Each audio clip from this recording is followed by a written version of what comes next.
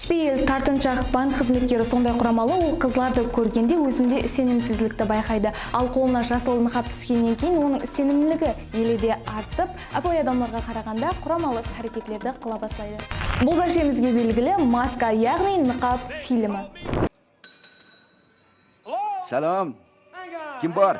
Келін енді бұл фильм хақында бірнеше фактілерменен танысамыз. Нақаптың сары костюмы негізінде анасы тарапынан Джим Керриге стендап көрінісіндегі комедиялық шоулар үшін арнаулы тігіледі. Бірақ та ол кейін фильмдегі белгілі элементтердің біріне айланады.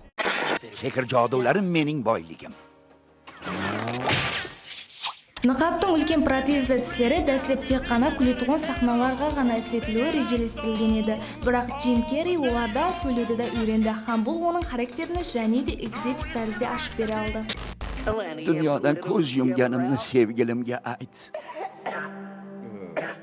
Фильмде Кубан Пейт қосығына ойнау сахнасы алып тасталынған еді, бірақ та ол кейін ала қосылғаннан кейін фильмнің ең танымалы сахналарының біріне айланды.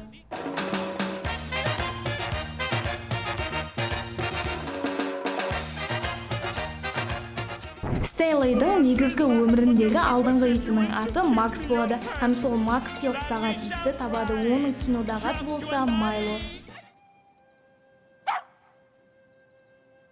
Майло. Фильмдегі нақап Скандинавиядағы қадімгі арсеналарға тикарланған, һәм ол ағаштан істелінген.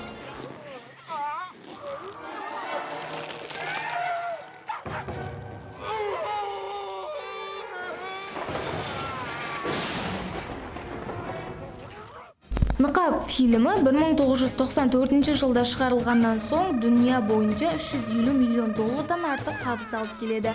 Һәм ол ең жақсы визуал эффектілер қатынасқан фильм бойынша Оскар сыйлығында алуға ерседі.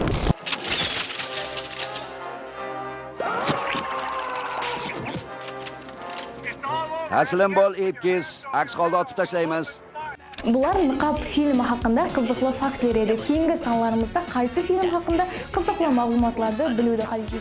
Комментария бөліміне жазып кетіңіз.